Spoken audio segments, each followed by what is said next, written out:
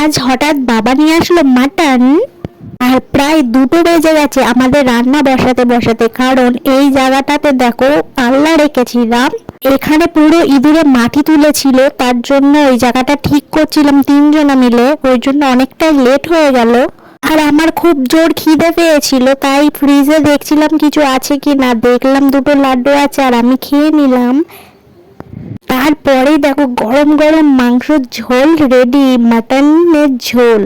আচ্ছা বলো তো তোমরা কে কে মাটন খেতে ভালোবাসো? দেখো সত্যি কথা বলতে আমি আগে মাটন খেতাম না, একবার মাটন খেতে গিয়ে মাটন ছিঁড়তে গিয়ে আমার চোখে ওর ঝোলটা চলে গেছিলো, সে থেকে আমি খেতাম না। তারপর আমার বাবা অনেক ভুলিয়ে ভালিয়ে আবার খাওয়ানো অভ্যাস করিয়েছে।